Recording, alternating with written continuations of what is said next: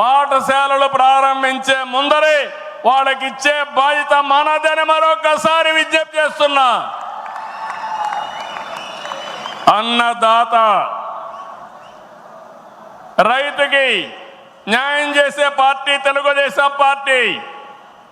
రాయలసీమలో హార్టికల్చర్ హబ్గా తయారు చేయడం, ఆంధ్రాలో అక్వాకల్చర్ని ప్రోత్సహించడం, అదే మరి గిట్టుబాటు ధర ఒకసారి ఇబ్బందులు వచ్చినా ప్రతి ఒక్క రైతును ఆదుకునే కార్యక్రమాలు చేశాం. ఇటీవల మీరు చూస్తే మిరప రైతులకు ఇబ్బంది వస్తే కేంద్రంతో మాట్లాడాం. ఇంకో పక్క కోకో రైతులకు ఇబ్బంది వస్తే సబ్సిడీ కూడా ఇచ్చి మార్కెట్ ఇంటర్వెన్షన్ చేశాం. ఇంకో పక్కన మీరు చూస్తే ఏదైతే రాయలసీమలో మామిడి రైతులకు ఇబ్బంది వస్తే వాళ్ళ తరపున కూడా చర్యలు తీసుకుంటున్నాం. అంతేకాదు ఇక్కడికి వచ్చినప్పుడు పొగాకు రైతులకు ఇబ్బంది వస్తే వాళ్ళకు కూడా ఇంత రేట్ అని తప్పకుండా ఇవ్వాలని పెట్టుకున్నాం. అన్నదాత 20,000 రూపాయలు ఇస్తా అన్నాం. కేంద్రం ఇచ్చిన 6,000 రూపాయలు కలుపుకొని 20,000 రూపాయలు 3 విడతలుగా రైతుల అకౌంట్లో వేసే బాధ్యత మొదటిది ఈ సంవత్సరమే. కేంద్రం ఎప్పుడు వేస్తే అది ఇప్పుడు వేస్తామని చెప్పి కూడా నేను మీకు తెలియజేస్తున్నా.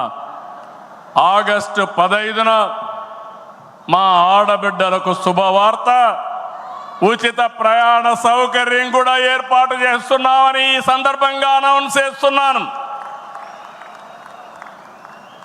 ఇవన్నీ చేస్తూ ఈరోజు మీరు గుర్తుపెట్టుకోవాల్సింది, ఈ మీటింగ్లో చెప్తున్నా, ఎన్నికల ముందు చెప్పాం సంపద సృష్టించాలి, ఆదాయాన్ని పెంచాలి, ఆ ఆదాయాన్ని తిరిగి సంక్షేమానికి ఖర్చు పెట్టాలి, మళ్ళా అభివృద్ధి ఖర్చు పెట్టాలి.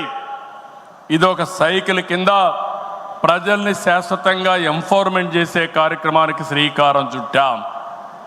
ప్రతి ఒక్క వ్యక్తికి రాష్ట్రంలో ఒక భద్రత ఇవ్వడం మన బాధ్యత. ఇంకో పక్క ప్రతి ఒక్క కుటుంబాన్ని ఎంపవర్ చేయడం కూడా మన కర్తవ్యం అని చెప్పి కూడా నేను మీకు తెలియజేస్తున్నా. దీనికి టెక్నాలజీ ఉపయోగిస్తాం.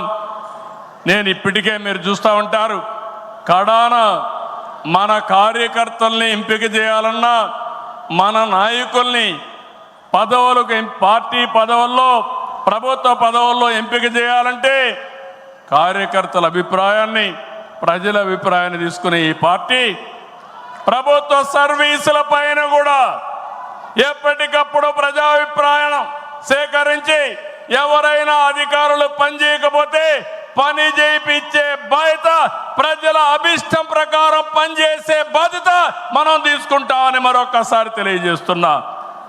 అందుకే టెక్నాలజీ మొట్టమొదటిసారిగా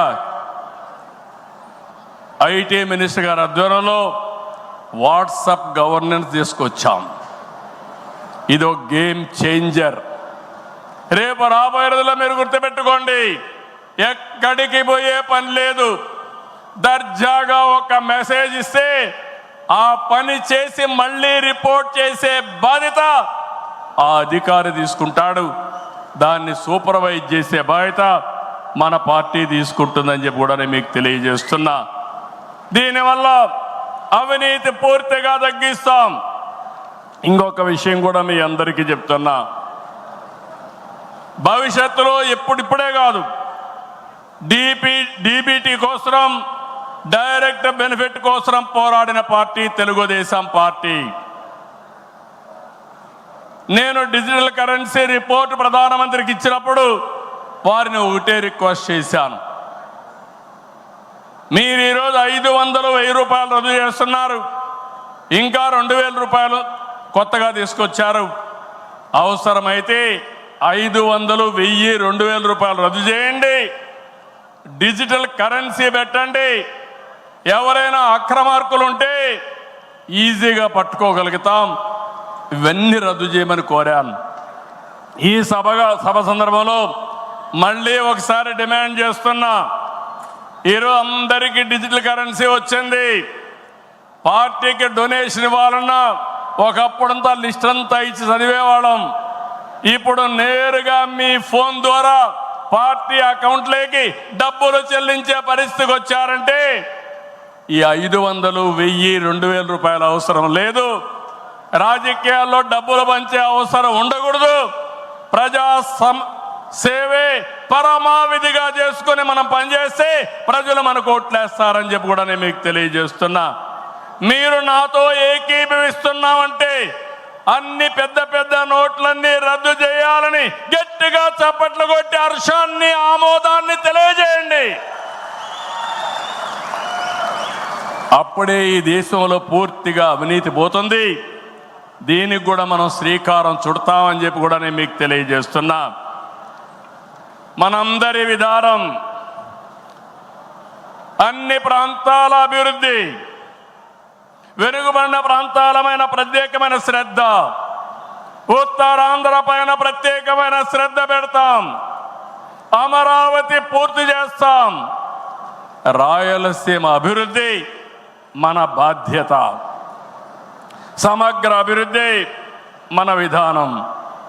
అయితే వెనుకబడిన ప్రాంతాల అభివృద్ధి పైన ఎక్కువ ప్రాధాన్యత పెడతాం. సాగునీరు ఇవ్వడం ద్వారా సీమలో స్థితిగతులు మార్చాలని మొదటి సంకల్పం చేసిన వ్యక్తి ఎన్టీఆర్. అభివృద్ధి దూరదృష్టితో కడప, కర్నూలు,